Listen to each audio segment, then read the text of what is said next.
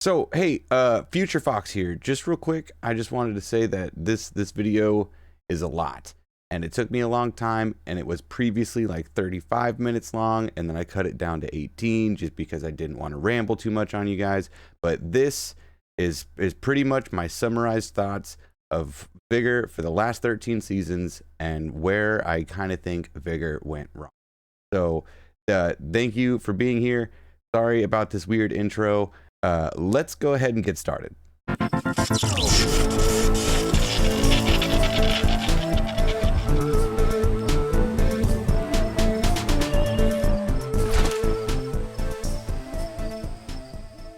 All right. So for those of you that don't know, here's a quick rundown. Vigor is an extraction-based survival looter shooter set in post-apocalyptic Norway, and it came out back in 2018 for early access on Xbox. Back then it was an Xbox exclusive and it was set for $20 on the Xbox store. It has since then been released on all major consoles and has been free to play since its exit from early access in 2015. The main premise is pretty simple. You pop into the shelter area, you get set with whatever gear you have, and then place yourself into an encounter.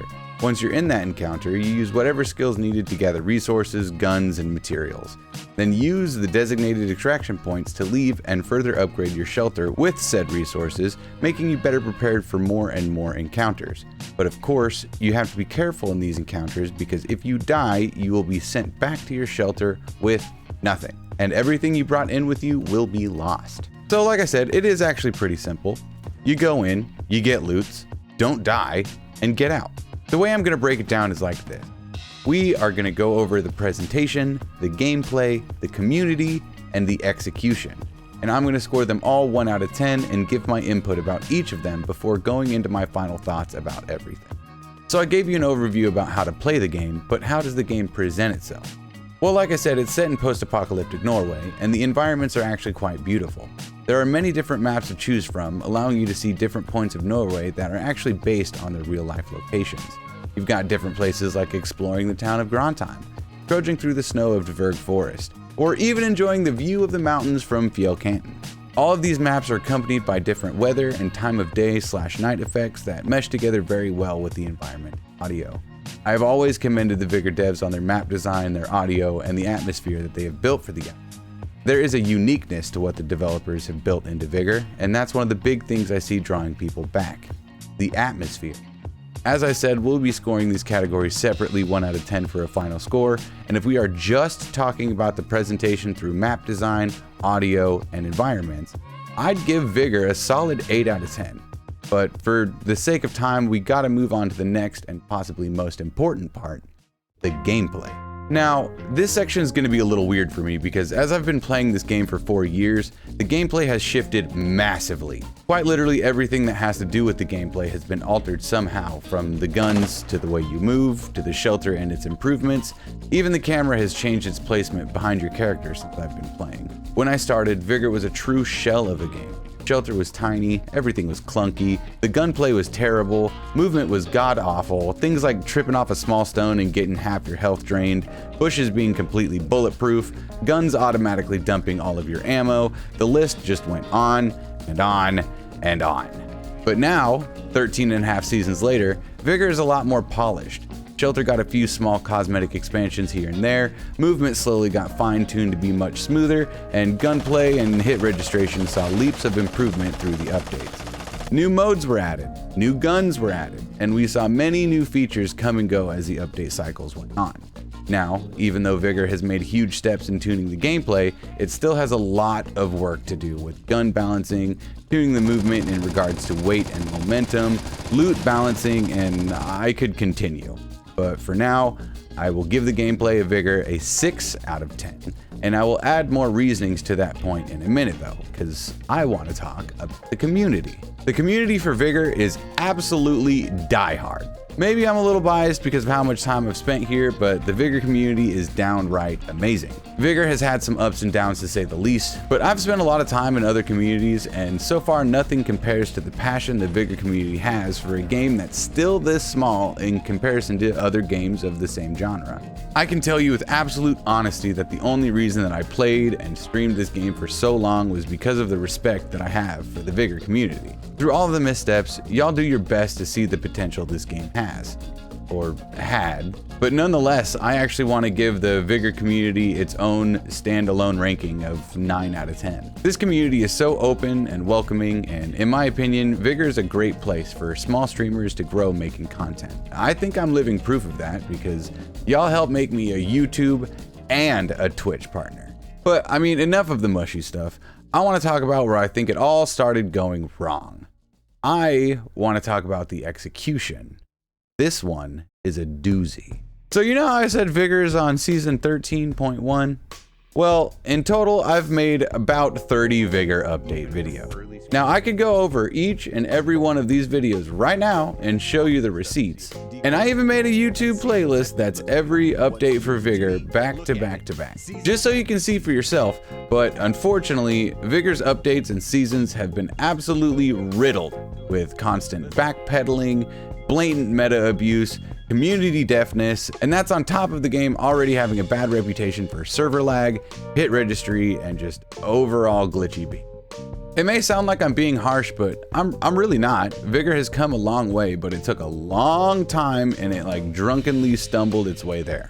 Like here, let me explain. I have seen this game go through each and every step of growth. I even had a hand in assisting the development in my own way. But if we go back and actually look at all of the mistakes made for Vigor, it's pretty much just a series of small mistakes that, in my opinion, set this game up for failure and left it constantly backpedaling to fix mistakes made by each update that came out. I'm obviously going to explain further, but in short, this game did so many things right. Like, it even had like a shelter system before Tarkov did. And it could have been a huge hit, especially for its demographic. But the developers were absolutely tone deaf to what the community wanted and what the game needed. Like, check this out. I made a couple lists, and the first list that I want to go through is like a list of the big various changes that I've seen happen throughout the longevity of Vigor, right? So the list that you see on screen right here, these are just the 14 big various changes that I would say happened throughout the longevity of Vigor. This next list is just a list of the maps that we've gotten since it's been out. This is a list of all the weapons that we've received since it's been out, and it's been 31 weapons, excluding most knives. I did add the John on there, but yeah, 31 weapons since 0.9. And this last list is the tools, and we have gotten 16 new tools added since 0.9. Now on paper, that all sounds pretty great, but unfortunately, when you look closer into it, the picture starts looking a little different. Let's break up these big changes a little bit, shall we? So there were a number of things I could have brought up as to what some people would have called big changes, but I think the 14 I listed off cover it pretty well. And I want to talk about some of these changes because I feel like if Vigor had focused more of its energies in different areas, it would be in a much better place in the current environment of gaming. I want to talk about the shelter first. The shelter is supposed to be the biggest draw into Vigor outside the typical gameplay loop of encounters and other modes, because you are specifically playing the game to upgrade your shelter. That's literally the point of gathering all of these different resources and materials. Upgrade your shelter, feel real cool, keep going. But unfortunately, the shelter hasn't been added onto since update 0.9, other than some cosmetic features. There have been 0 new shelter upgrades. And I don't know if y'all remember, but just as a refresher, update 0.9 was 4 years ago, and it was before battle passes came out. It was before seasons. Since then, we have seen some cosmetic differences, like I said, but the only big changes that have happened are that they first nerfed the amount of crowns that the antenna gives away after upgrading, and now just recently they nerfed the amount of food that you get for the Peach donation system through the food upgrade. After all of my time being a part of this game and community, I truly feel like the lack of attention to the shelter is one of the biggest missteps the developers at Bohemia ever made. If they would have been able to focus their time in making more and more you could do inside the shelter area, I think the player retention over the years would have been a lot better, as most quit once a certain shelter level was reached, as there was no point in going any further. I know not many people know this, but there used to be a shelter customization screen. Now, it never really came into being, but there was previously an idea to be able to use your different resources to customize your shelter with different paints, flags, couches, that kind of thing, but out of nowhere it was trashed for other things. Like, I think at the time it was so that they could focus on shootout and getting shootout released. I think that's what it was. But if there were still more shelter upgrades or shelter customizations that people could grind for, it's a no-brainer that people would be out there doing just that. And the fact that there was seemingly zero work done on it outside of cosmetic changes and nerfs to rewards for 13 plus seasons is mind-boggling. But it is what it is, and I don't make the choices. Other than the shelter, I'd say one of the biggest flaws that I've seen with Vigor over the years is the implementation of things that just get taken away, or completely changed, or reworked constantly. Just a few of these examples would be something like being able to choose from any map rather than just a rotation of a certain view, or the quick play function, or the ability to go into encounters with a random duo if you had no friends online. Now, of course, there was reasonings to all of these decisions, but that still made each update feel unstable as people didn't know what to expect next, and not in a good way. Like, you say you take away random duos because of a problem with team killing and item duping problems, but when the item duping problems and team killing was taken away, you never gave us back random duos. So of course, the people who played the game for random duos quit playing since they had no one to play with. Or we could bring up the camping mortar fiasco, where those were brought in, didn't work like intended, and they were scrapped and update later. Or even worse, when they added a consumable cap into the game, where you couldn't bring out as many of any certain consumable that you wanted.